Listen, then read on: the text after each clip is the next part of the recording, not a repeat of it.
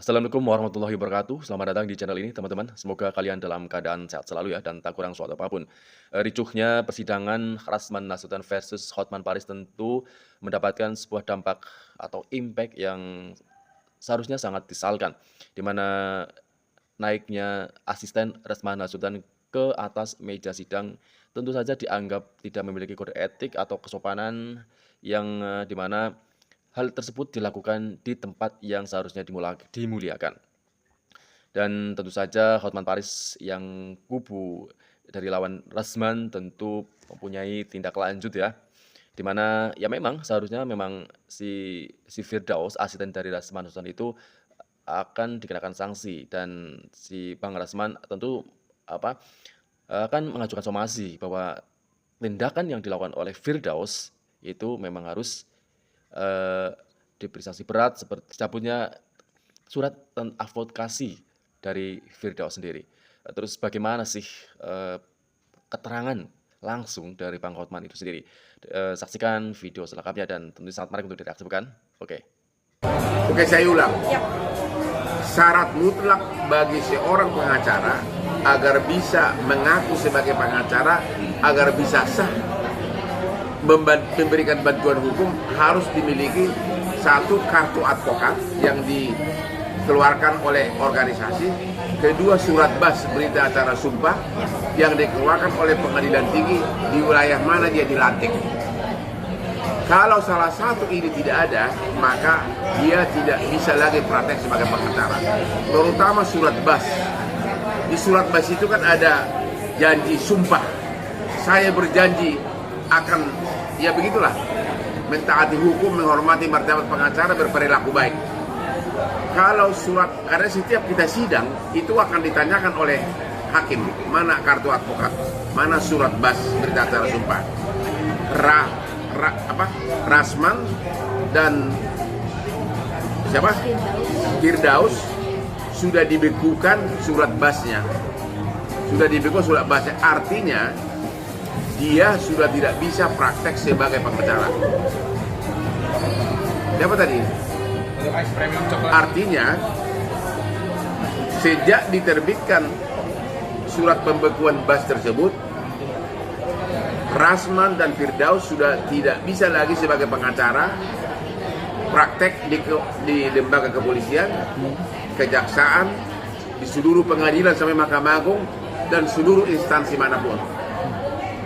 Kalau sampai dia menandatangani surat kuasa atas nama klien, maka surat kuasa itu batal demi hukum, tidak sah, karena di surat kuasa dia mengaku sebagai pengacara. Dan kalau sampai dibuat pembelaan yang mengaku berdasarkan surat kuasa itu, maka pembelaannya pun tidak sah, sehingga klien yang akan rugi. Artinya selama surat pembekuan bas belum dicabut, maka selama itu mereka tidak bisa lagi berprofesi sebagai pengacara, dan juga sudah tidak ada dasarnya lagi memakai jubah advokat. Seperti Rasman mau bergaya nanti katanya sejak tanggal 20 mau pakai jubah advokat. Entah apa kaitannya terdakwa memakai jubah advokat, ya.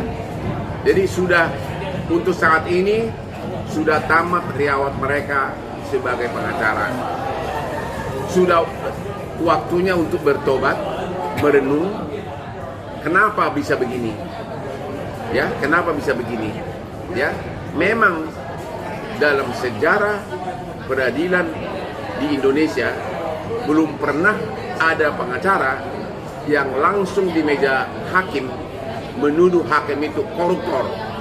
Itu satu, itu dilakukan oleh Selamat. Juga dalam sejarah peradilan di Indonesia belum pernah ada pengacara pakai jubah naik ke meja sidang, menginjak-injak meja sidang. Jadi perbuatan mereka itu sudah sangat keterlaluan. Di samping surat bas mereka dicabut, tamat karir mereka selama dibekukan. Yang kedua, proses hukum pidana menunggu mereka di Mabes Polri. Satu hal terkait dengan proses hukum pidana, Rasman dan para pendukungnya di beberapa siaran TV mengatakan Indonesia kan tidak mengenal contempt of court. Memang yang diterapkan bukan undang-undang contempt of court karena belum ada di Indonesia. Kalau undang-undang contempt of court ada, maka hakim langsung bisa memerintahkan hari itu juga ditahan. Itu artinya undang-undang contempt of court. Langsung dari meja sidang, saudara saya tahan sekian lama. Itu sesuai dengan praktek di luar negeri. Di kita undang-undang itu belum ada. Maka diperlakukanlah undang-undang tindak pidana umum, yaitu KUH pidana yang mengatakan barang siapa melakukan penghinaan di pengadilan dan kegaduhan itu pidana. Jadi yang diperlakukan adalah undang-undang tindak pidana umum. Jadi sekarang ini ada 3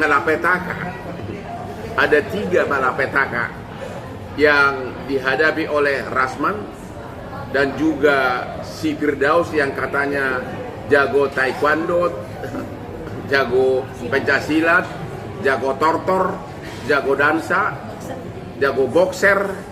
Sekarang ada 3 malapetaka. Pertama, dakwaan karena laporan Hotman Paris. Kedua, proses di Mabes Polri atas laporan dari Ketua Pengadilan Negeri Jakarta Utara. Dan ketiga, surat bas. Itulah resiko kalau berperang hukum, kalau berperkara melawan Hotman tidak memakai otak. Sudah dijelaskan oleh Bang Hotman ya, sangat amat disayangkan untuk Bang Rasman Nasution, terutama untuk Firdaus yang telah beretika tidak bagus di meja persidangan. Tentu saja membawa dampak dicabutnya kartu advokasi, bahkan dikeluarkan ya tentu saja dari keanggotaan Advokat Indonesia. Dan ini belum parah ya, karena bisa saja seandainya di luar negeri bisa Rasman Nasution bisa langsung dihukum atau dipenjara, diputuskan di saat itu juga ketika dia menganggap bahwa hakim seorang koruptor dan tindakan Firdaus itu naik ke meja persidangan. Dan sekali lagi ini menjadi contoh bagi pengacara-pengacara yang lain agar tidak terjadi kasus seperti ini lagi ya. Ya, tidak memakai otak.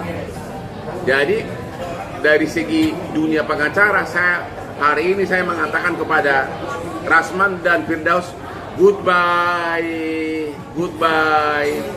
Nanti tanggal 20 sidang di Pengadilan Negeri Jakarta Utara. Kalau Firdaus masih punya rasa malu, jangan coba-coba datang karena pasti diusir oleh hakim. Halo Firdaus, tanggal 20 Februari di sidang.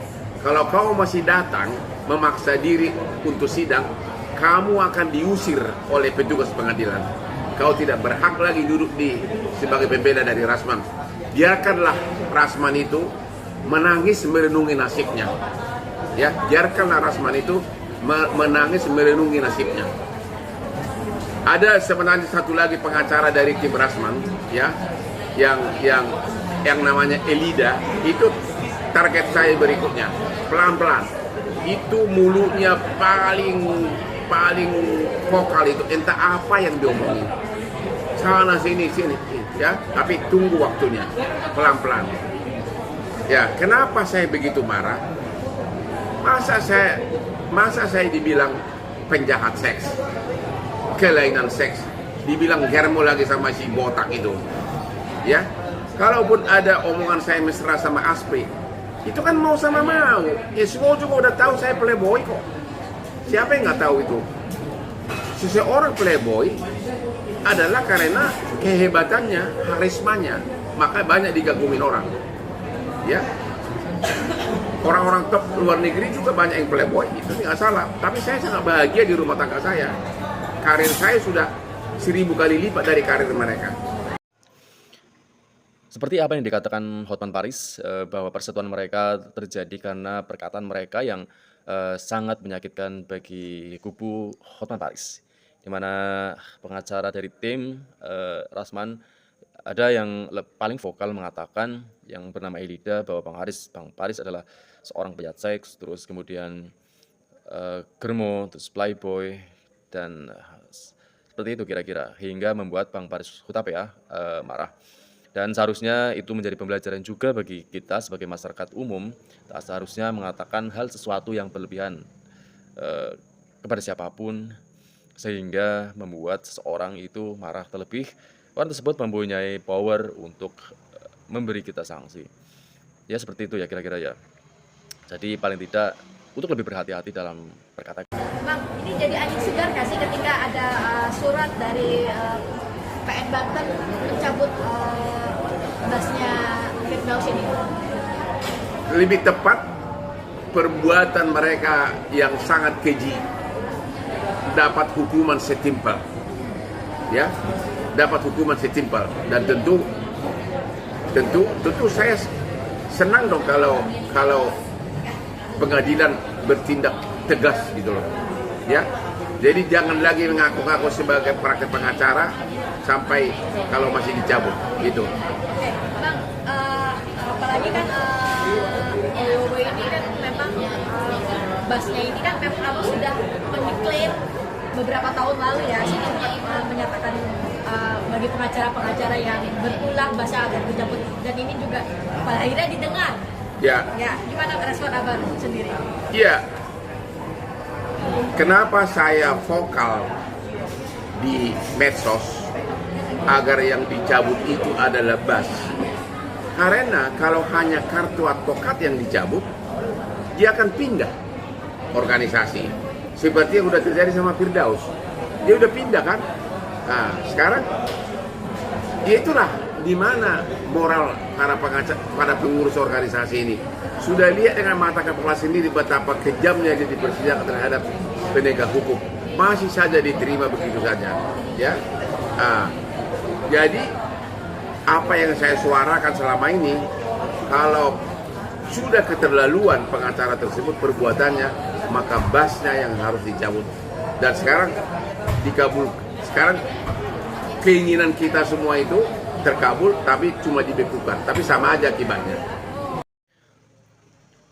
Dan untuk kubu Rasman Nasution, terutama Firdaus sebagai pengacara pembela dari Rasman Nasution, tentu saja pada tanggal 20 nanti beliau tentu saja tidak akan bisa mengikuti jalannya persidangan karena dia sudah diberi sanksi.